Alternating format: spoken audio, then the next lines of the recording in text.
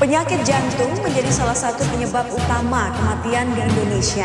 Ya, Penyebab kematian tertinggi di Indonesia didominasi oleh penyakit jantung dan pembuluh darah serta stroke. Lalu Halo Sobat Sehat, tahukah kamu kolesterol tinggi atau hiperkolesterolemia sering disebut sebagai silent killer?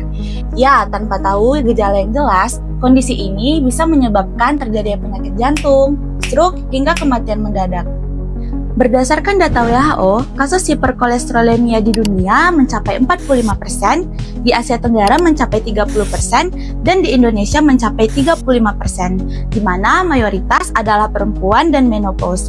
Sedangkan di Kepulauan Riau sendiri mencapai lebih dari 50%. Dan di wilayah kerja UPTD Puskesmas Teluk Sasah, terdapat 42 penderita hiperkolesterolemia dengan 13 laki-laki dan 29 perempuan. Hiperkolesterolemia adalah kondisi ketika kadar kolesterol melebihi batas normal, yang mana batas normal dari kolesterol adalah 200 mg per desiliter. Tapi sebenarnya kolesterol ini penting untuk tubuh, apalagi dalam membentuk hormon dan membran sel. Ketika kolesterol ini melebihi batas normal, dia akan menutupi dinding pembuluh darah atau melengket pada pembuluh darah sehingga dia akan membentuk plak, yang akhirnya dia akan memberikan beberapa penyebab. Salah satunya adalah menyempitnya pembuluh darah sehingga terjadi beberapa penyakit seperti penyakit jantung dan stroke.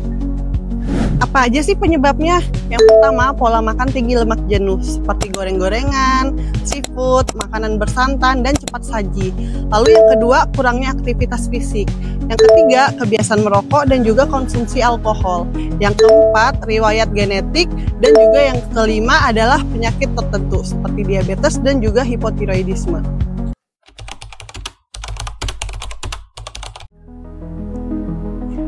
Hiperkolesterolemia sering tidak menunjukkan gejala apapun. Kebanyakan orang tahu saat mereka sudah mengalami komplikasi yang serius. Satu-satunya cara untuk mengetahui kadar kolesterol adalah dengan tes darah.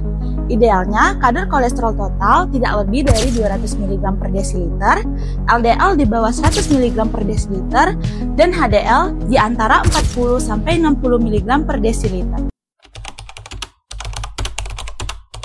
Untungnya, hiperkolesterolemia bisa dicegah dengan beberapa cara.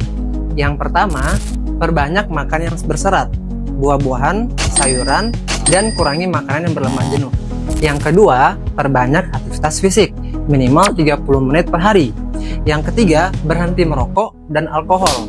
Yang keempat, rutin cek kolesterol, apalagi jika memiliki riwayat keluarga yang hiperkolesterolemia. Yang kelima, konsumsi obat hiperkolesterolemia jika dibutuhkan oleh dokter. Dok, apakah saya harus minum obat terus-menerus? Atau ada pengobatan alternatif lainnya? Atau mungkin ada bahan-bahan tumbuhan yang bisa dikonsumsi? Mungkin itu sebagian besar pertanyaan yang sering dilontarkan oleh pasien. Ya, ternyata ada loh bahan-bahan tumbuhan yang bisa untuk menurunkan kadar kolesterol, yaitu kunyit. Hah? Kok kunyit? Kok bisa, Dok?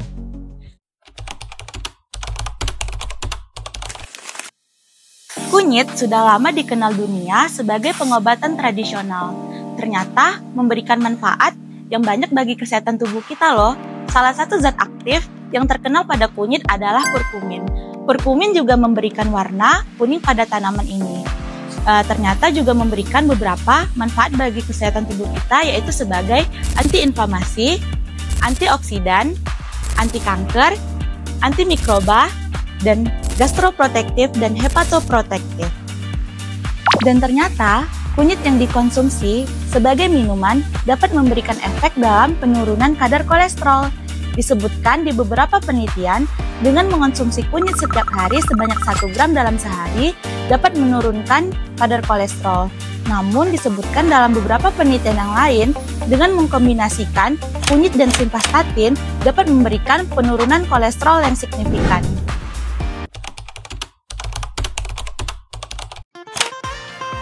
Untuk pembuatan bubuk kunyit, alat dan bahan yang dipersiapkan yang pertama adalah kunyit itu sendiri. Langkah pertama, cuci kunyit menggunakan air mengalir. Yang kedua adalah mengupas kulit kunyit dengan cara mengkikis. Setelah kunyit dikupas, langkah selanjutnya adalah mengiris kunyit menjadi tipis-tipis.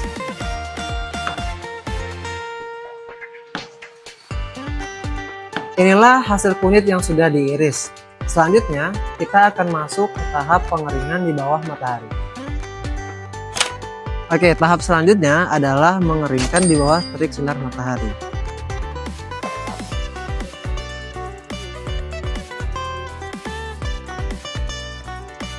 Langkah selanjutnya adalah menghaluskan kunyit hingga menjadi bubuk menggunakan food processor.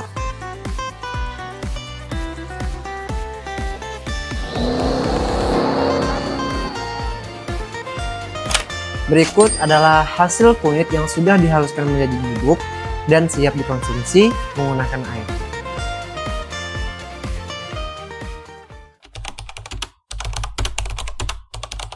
Yang pertama, siapkan bubuk kunyit itu sendiri. Di sini sudah tersedia 1 gram saset bubuk kunyit dan 200 cc air hangat. Kita campurkan bubuk kunyit 1 gram. Kita aduk hingga merata. Siap untuk diminum.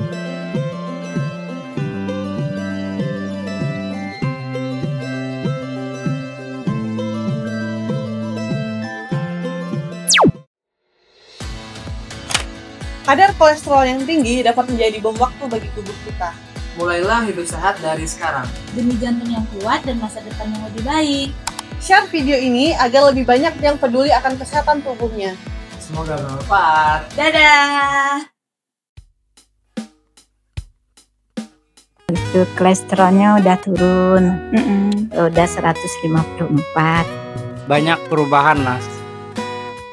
Masalahnya tuh kolesterol jauh menurun dibandingkan yang sebelum ada bubuk itu kan. Alhamdulillah, enak di badan, tidur enak, tapi nafsu makannya tambah banyak. Oh, nafsu makin banyak ya. Tapi kolesterolnya kemarin turun nggak? Alhamdulillah Turun ya. 180.